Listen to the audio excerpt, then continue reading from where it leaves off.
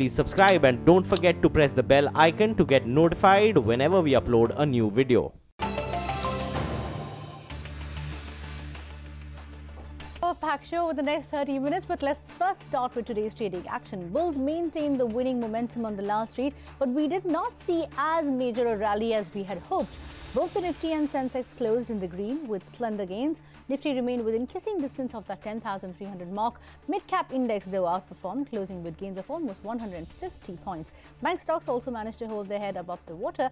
Anuj Singhal is here to give us a wrap of the day's trading action. Anuj, a decent but not stellar day for the bulls. Well, good day for the markets in the context of the kind of global cues that we had to deal with right at the start. The US markets were down, Asian markets were down, European futures were not indicating good start. So the bulls sort of negotiated all of that. They could have gained a bit more, but they should be happy that they are slowly regaining the lost ground. The mid-cap index has moved within a whisker of a new lifetime high. The bank nifty is already there, of course, and commodity stocks also rallied big today. In fact, GAIL, Vedanta, Coal India were all higher. The stronger banks are rallying, so Yes Bank, Kotak, IndusInd all gained ground. The go-to stock, Reliance, is getting its mojo back. NTPC and ONGC also did well. What kept caps markets gains today was some of these heavyweights like ICICI, Infosys, HDFC and State Bank. But outside the index, big gainers today. Indiabulls Real Estate, for example, Biocon, Idea, Tata Global, which really is your strongest stock in the market now. Ajanta Pharma, Ujjivan, all these stocks did well. And as a sector, cement underperformed today because of that pet coke news. So stocks like Ramco, Shree Cement, Ambuja, all of them were lower. So the bulls are now trying to make higher lows. Will be interesting to see if that process can continue, and can the bulls take this market beyond the 20-day moving average. Okay, so we look at the silver lining then. Anuj, thanks for joining in with that. Now, after nearly a 5-decade-long wait, Mumbai is set to get the Trans-Harbour Link, which will connect Mumbai to Navi Mumbai soon. The MMRDA has awarded this contract to Larsen & Toubro's construction arm. The L&T stock jumped over 2% after the company bagged this huge order, worth a whopping 8,650 crore rupees. The project, which is split into 3 packages, involves construction of a 21.8-kilometer bridge connecting Mumbai mainland with Navi Mumbai. L&T will be constructing Package 1 in partnership with IHI Corporation of Japan. Package 1 involves construction of a multi-level interchange at Sewri and a 6-lane marine bridge from Sewri extending 10.38 kilometers into the Mumbai Bay. Now, Package 3, won by L&T on a standalone basis, involves construction of a 3.6 kilometer 6-lane land bridge at Navi Mumbai. S.N. Subramaniam, MD and CEO of L&T, told CNBC TV18 exclusively that the company is happy to construct a major portion of the bridge and expects to complete the project by the year 2021. This was a very long-awaited infrastructure project which connects the island of Mumbai to the mainland. I think this is transformational as the traffic from Mumbai would see another way out across the sea. It's probably it is probably the largest infrastructure project, single infrastructure project, and probably the longest bridge in this part of the world. And therefore, it's a good feeling to have it. It will give a fillip to cement, it will give a fillip to steel, it will give fillip to a lot of local employment. It's a huge infrastructure project, right, and to be done in 4.5 years, and that's not a very long period of time when considering the size and complexity of the project. The engineering, it will be an engineering marvel at the end of the day. It will be a beautiful project, and therefore I feel it will give fillip to all-round economic development around Bombay and in the mainland, that side too. Meanwhile, nodal agency MMRDA also spoke to us and said that it has acquired land and secured all the requisites for the construction of the bridge, that is the necessary approvals. MMRDA Conditioner also told us that it doesn't see any hurdle in the execution of this project, and 2020-2021 seems like a doable timeline. We have taken all the permissions. In fact, there have been various issues. There were issues about CRZ, mangroves, flamingos, and many other issues. We have crossed all hurdles. We have taken all the permissions required from Government of India, Government of Maharashtra, and all other authorities. For example, taking NOCs from the ports, BARC, the oil companies. So there are a lot of issues which were there. So all issues have been resolved, and we are geared up to start work. On the Western side, we have the BPT, Bombay Port Trust land, which have been taken on lease basis. On the other side, Navi Mumbai side also, there is some land for JNPT and rest with CIDCO. So we have acquired land through CIDCO. So the entire ROW right of way is with us available now. So there should be no hitch on starting the work. And moving on to the other big story today, here's the latest in the NPA resolution space. The government has set up an insolvency law committee to suggest further changes to the insolvency and bankruptcy code. Remember, the government had notified the setting up of this committee last week. Sapna Das is here with the details. Sapna, what exactly will the role of this committee be? Who will the members be? And what role will it play in terms of changing the current model that has been set up? Hi, Kritika. The first point that I would like to highlight is that, there are two issues which are ongoing right now. One is in setting up this high-level panel which happened last week. And the second, of course, the issue is basically how, the promoters coming and bidding for their stressed assets. We know now that all these cases which are under NCLT right now, at least the big ones, some of them may come up for resolution by February, March. Now, what we do understand for sure is that the government is thinking of a way on that. Not 100% prohibition for promoters to bid completely, but some kind of tightening of the existing laws, because there is nothing in the IBC code right now, there is nothing in the law right now which bars promoters from bidding for stressed assets. So that is what the indication is. That's a big indication. They are working quickly on this. We don't know, how the amendments will come about to the law. And if there's such a big urgency, probably they may even adopt the ordinance route on that. So that's the first thing that's going on. In fact, we spoke to the DA Secretary on Friday on this issue. Though the Department of Economic Affairs is not involved on this matter, this is a completely MCA issue. But even then, he indicated on record saying that, yes, this is top of the agenda of the government, and this matter, the clarity on this matter may emerge quickly. Having said that, there is a parallel exercise going on where a panel has been set up. It will be chaired, of course, by the MCA Secretary, Mr. Srinivasan. The IBPI Chairman, Mr. M.S. Sahu, is also a member. There are 14 other members, large representation from the industry. So basically, they have to give the recommendations in 2 months' time. And basically, this will be also in terms of how to bring about further changes in IBC and how to make it more implementable.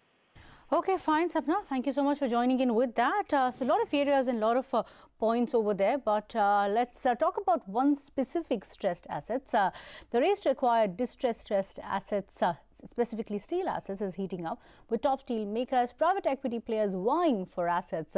CNBC TV 18 learns that some of the largest players in the market have submitted their bids for a controlling stake in Monnet Ispat, and the bids may include those from the promoters of the company as well. Ritu Singh is here with the details. Ritu, the stock rallied nearly 11% after we broke the news. Who are the suitors so far, and what do we know about the promoters finally putting the bid? As you say, the stressed asset space is really a buzz with activity, especially with a number of NCLT cases now coming up for bids in the steel sector specifically, and some marquee names from across steel makers and funds are vying for those assets.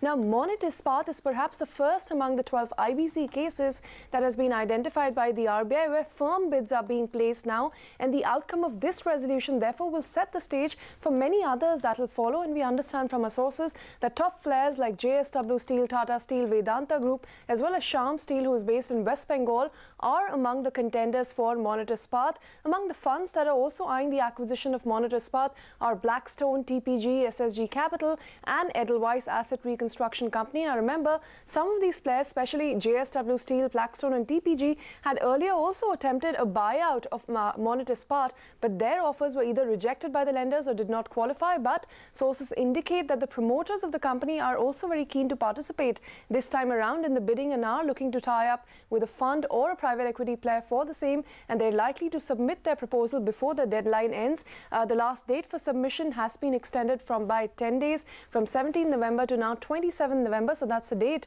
to watch out for. Remember, Monnet has a debt of about 10,300 crore rupees to a consortium of lenders that is headed by State Bank of India, and they have formed the committee of creditors along with the insolvency professional and will be evaluating all these bids. Okay, fair enough. Thanks, Ritu, for joining in with that. So the race for Monnet Ispat heating up and promoters possibly bidding for it with the financial player. Rahul Gandhi is all set to become the new Congress president, and not only that, he will also be party's prime ministerial candidate for 2019 polls. Congress Working Committee, the highest decision-making body of the party, announced his internal election timeline.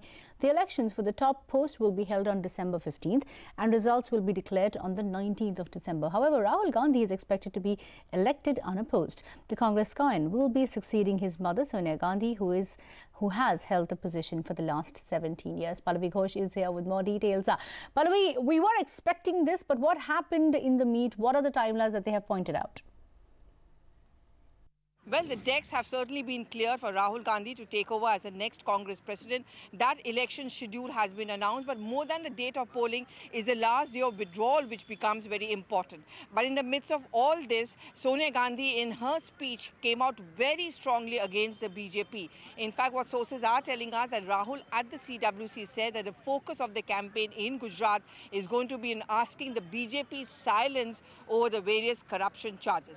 Well, what this essentially means is that yes, it's going to be Rahul Gandhi's hand over the Congress party. The 2019 Lok Sabha elections is certainly going to be a Modi versus Rahul battle. So the change of guard, that process has begun. Rahul is going to be, of course, the new Congress president. There's going to be a change of era, but Sonia being Sonia, her importance will remain because the senior coalition ally certainly would want Sonia to be there. It's a very tricky time and Rahul is taking over, immense challenges because Modi is a formidable opponent. Apart from that, Congress is almost zero on ground, very poor performance, and also the fact is that many state elections they've lost out. So important state elections also coming up, and that's going to be the biggest challenge before Rahul Gandhi.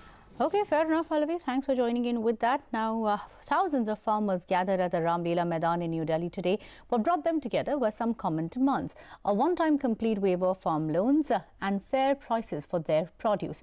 Rituparna Bhoyan, who's been tracking those protests in New Delhi, is here with the details. Ritu, which are the organizations that have participated in these protests and what are their key demands? 184 farmer organizations from across India have convened here in Sansad Marg or Parliament Street in Delhi to convene their own parliament, and in fact they have passed two bills of their own. The first bill is regarding ensuring that a farmer gets fair and remunerative return, which is at least 50% more than his production cost. That bill has been passed by a panel of farmers right here at this rally. The second is regarding ensuring that across India, any debt which a farmer has should be waived off. Of course, this issue has been raised time and again by different political parties, but the farmers maintain that promises made by the political parties to them regarding this issue has not been taken forward, and hence they have convened today's rally. The last and most important issue which this rally is discussing is regarding the rights of women in Indian agriculture. What is being demanded is that there should be right of property, there should be right to seed, and also that, you know, that the contribution of women to Indian agriculture, which this rally believes is at least 70%, that should be recognized. I spoke to some of the prominent leaders who have participated in this meeting, which includes Medha Patkar, as well as V.N. Singh, who is the convener of the All India Kisan Sangharsh Coordination Committee. I spoke to them regarding if there can be a legislative solution to the issues of the farming community, and this is what they had to say. Listen in. Legislative is in the framework of the Constitution. Article 47 says that it is a duty of the state to feed the people with very nutritious food. It is necessary that we really get that law done and passed. But at the same time, we have to continue with the battle on the ground. If the centre can waive the corporate loans, certainly we have a case for the farmers who are feeding the nation, number one. Number two, we have Mr. Modi here, who has himself promised. If the Prime Minister knew it's not a right thing, why did he promise? You can't promise for nothing as such as being a Prime Minister. It's for him to see, not for us. And thirdly, the loans are there only because the government has put in its mind, I don't know what it's done. It has reduced the minimum support prices. Minimum support price has existed now for 3 or 4 decades, but it's not made available because of political lack of will and bureaucratic lethargy. If there is a law which makes it a right of the farmer to access minimum support price, then of course many more would be able to access it. Today only 6% are able to access it. If it's a legal entitlement, I'm sure it will go up to 60%, which is a major breakthrough, and that's what we are demanding.